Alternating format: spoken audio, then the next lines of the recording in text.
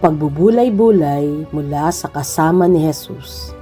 Ngayong Martes, 14 ng Oktubre, taong 2025, na isinulat ni Binibining Abigail Perez, Texas, USA. Mas makapangyarihan kaysa takot. Basahin natin ang Mateo Kabanata 8, 23 hanggang 27. Ngunit sinabi niya sa kanila, "Bakit kayo natatakot? Napakalit naman ang inyong pananampalataya." Bumangon siya, pinatigil ang hangin at ang mga alon at bumuti ang panahon. Lahat tayo dumadaan sa mga bagyo ng buhay. Para sa akin, ang pinakamalaking bagyo ay noong pumasok ako sa kolehiyo.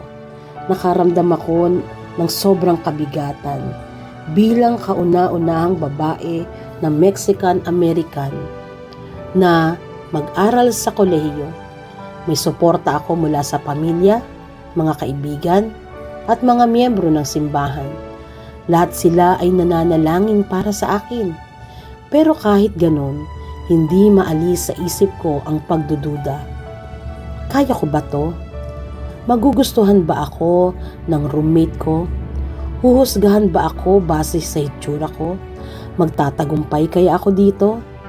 Kumusta naman kaya ang pamilya ko habang wala ako? Paulit-ulit ang mga tanong na yan sa utak ko. Tama bang pumasok pa ako sa kolehiyo? Noong bakasyon bago ako umalis, sumali ako sa isang mission trip sa South Carolina. At doon ako nakakuha ng bagong pagtanaw tungkol sa isang kwento sa Biblia na pamilyar na sa akin. Binasa namin ang Mateo 14, yung bahaging lumakad si Jesus sa ibabaw ng tubig. Sabi ng pastor namin, si Jesus ay hindi natakot sa mga bagay na kinatatakutan ng mga alagad. Yung tubig at malalakas na hangin, bigla akong natahimik. Ngayon ko lang nakita sa ganung paraan yung kwento. Tapos, sa Mateo 8 naman, nakita ko kung paano pinatahimik ni Jesus ang hangin at alon sa isang iglap. Ipinaaalala ng mga kwentong ito na si Jesus ay higit pa sa anumang problemang maaari nating makarap.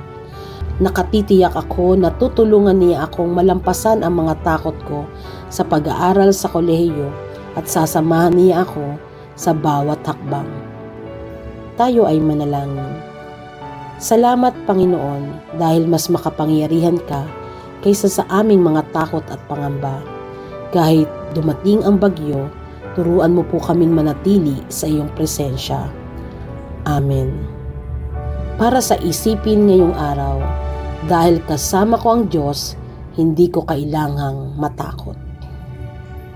Sumaatin ang pagpapala at kapayapaan ng ating Panginoon sa patuloy nating lakbayin kasama si Jesus. Amen.